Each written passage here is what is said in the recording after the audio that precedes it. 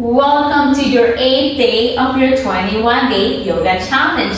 So we have made it through our first week of this 21-day course. So that means we have another 2 weeks to go, and I hope your energy keeps rising. I hope you're eager to keep learning. So today we're working on quadruped poses. So let's begin in one of my favorite poses. I promise you it's going to be one of your favorite too, as this is a pose that we use to relax, we use to re-energize the body when we're flowing, like on the vinyasa, hatha, and ashtanga class. So we come back to this pose to gain that energy again, so we can keep flowing. So that pose is child's pose. So child's pose is the beautiful pose that we practice sometimes at the beginning of the class, sometimes at the end of the class, or like I mentioned before, it's a pose that we practice during class to re-energize, to reconnect to the breath. So with that said, let's come to the mat. And here we have two options. We have the option to either take the pose with the legs together or with the legs mat width apart. So let me show you both. We're gonna start with the legs mat width apart. So sitting on your heels, we're gonna open the knees. So now you see the knees are mat width apart. We start folding forward, taking the upper body between the legs. You have the option to take the forehead to the mat. You can reach the arms all the way up, or you can take the arms around to hug the knees. And just let it go. Give yourself a moment to breathe. You have the option to bring the knees together. And once again, take the arms by the side. So you're hugging the legs. You can take the arms forward. Another option is to bend the elbows, coming into prayer. Remember, there's no right or wrong doing in here. Just do what feels good for you. Enjoy the moment. And then slowly we're gonna come up. So the next pose is a revolved child's pose.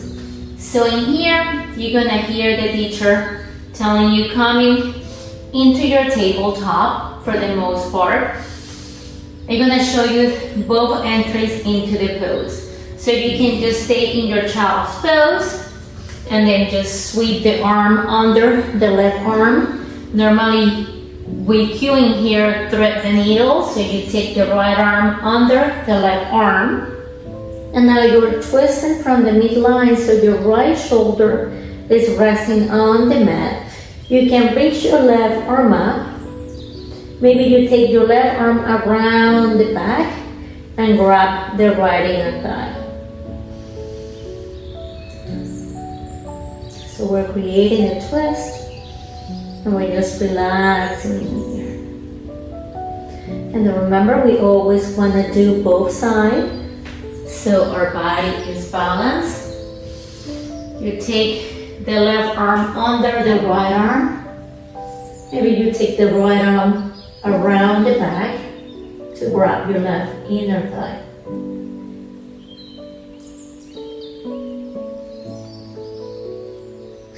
And then slowly you press yourself up.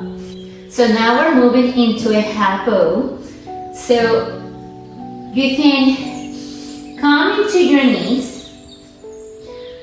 Now make sure that you're stacking the shoulders over the wrist and your hips over the knee.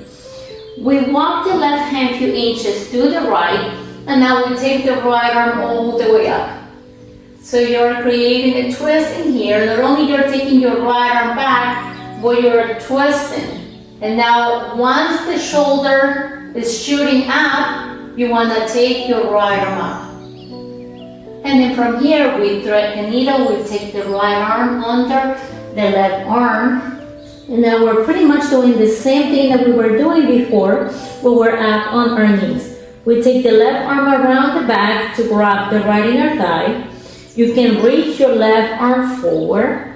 You can keep your left hand on the mat. So you can do whatever feels good in here. So other options that we offer in here are to shift the weight into the right leg. And from here we take the left leg up. So in order for you to keep the left leg up, you want to make sure that you're engaging your core, engaging your glutes. You have the option to bend the knee. With the left hand, you grab the foot and now kick into the hand to find balance.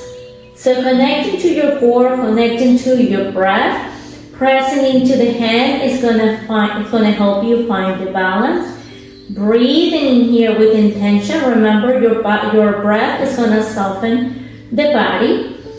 And then from here, if you want to, you can pick up the right foot off the mat, balancing on the right knee. So these are options. And then wherever you are, slowly come down. Bring the left foot down, left knee down. Take your hand to the mat. Reach the right arm up. And now bring it down. So now we walk the right hand a few inches to the left. And we take the left arm up. Remember, you want to twist in here. Once the shoulder is facing all the way up to the sky, then you can take the left arm up. Look at the left fingertips. Inhale. And then on your exhale, we thread the needle. We take the left arm under the right arm. We keep the right hand on the mat, or we reach the right arm forward, or we can take the right arm around the back to grab the left inner thigh.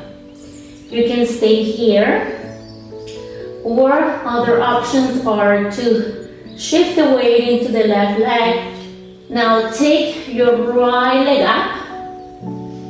You can stay, or you can bend the knee. Grab the foot. You can pick up the left foot off the mat, balancing on the left knee. Remember, keep the core engaged, glutes engaged, core engaged. Stay breathing here with intention. Breathing in and out through the nose. And then slowly we start coming all the way down. Right hand goes to the mat. Left arm reaches up. And now bring it down. So we're moving into a rabbit pose. So for your rabbit pose, sit back on your heels. Once again, if you have knee problems, grab either a towel, a blanket, fold it in half. So we sit up tall in here, lengthening the spine. So we take a deep breath in. And then slowly on the exhale, start folding forward, taking the crown of the head to the mat as close as you can to the knees. Grab your heels, start sending the hips all the way up and start shifting the weight onto your head. Feeling the stretch on the neck and the upper part of the back. Take 2 more breaths in here.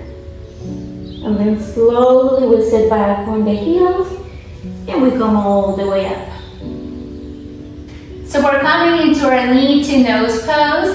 So coming to all 4, tabletop. Make sure that you're stacking the shoulders over the wrist and your hips over the knees. Now bring the knees a little closer together. Make sure that you're not forcing your neck. So if you want to look down or look forward. But don't force your neck. Just keep it natural in here. Listen to your body. Now inhale and take your right leg up. Engage your inner thighs, your core, your glutes. Point and flex your right toes. So take a deep breath in here. And then on your exhale, we're gonna round the spine and we're gonna engage the core. Bringing the right knee to nose or knee to chest. Keep pressing the mat away. Hold it in here. Now inhale, take your right leg all the way up. One more time. Bring the right knee to nose, round the spine. Press the mat away. Pressing through the scapulas. Core is engaged.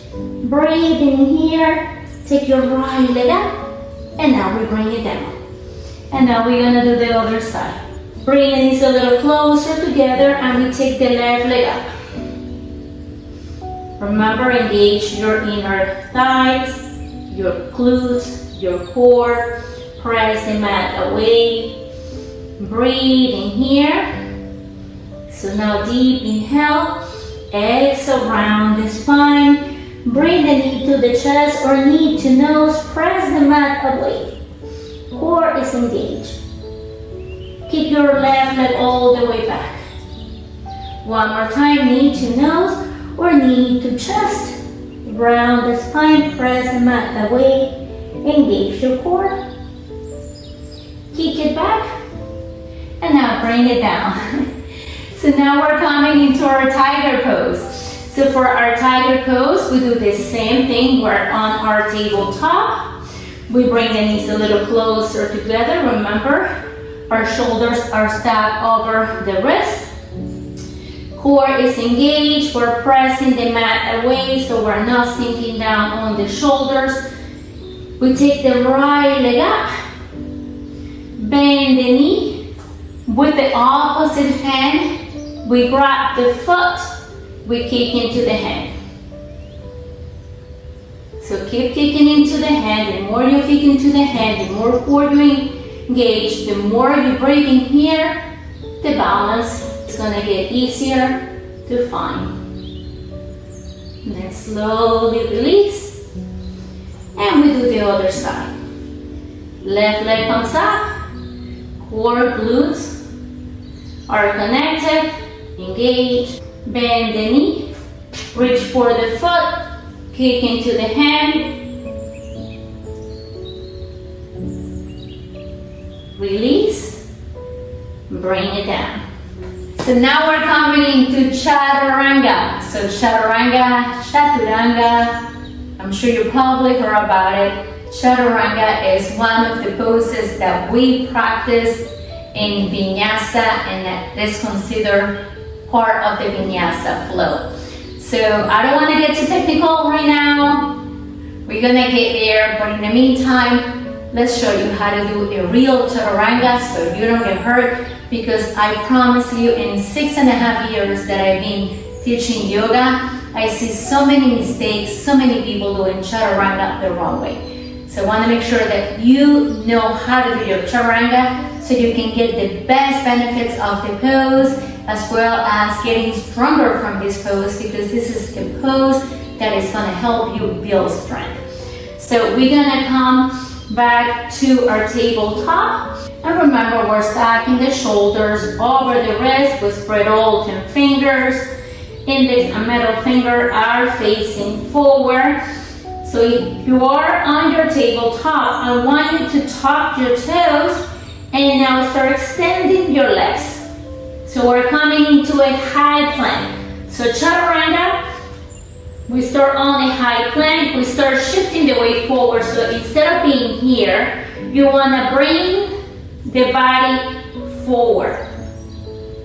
So notice how with my toes, I'm shifting the weight forward. So now my shoulders are right above my wrist.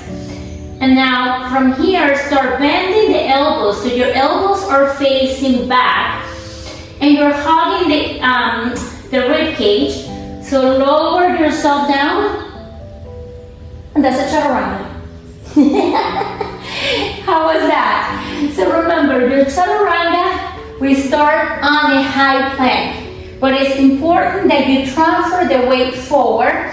So once you transfer the weight forward, you're lowering yourself down with the shoulders stacked over the wrist. So from here, once again, I'm here on a high plank. My whole body is engaged. We shift the weight forward, and from here we keep hugging the arms towards the rib cage. Elbows are facing back.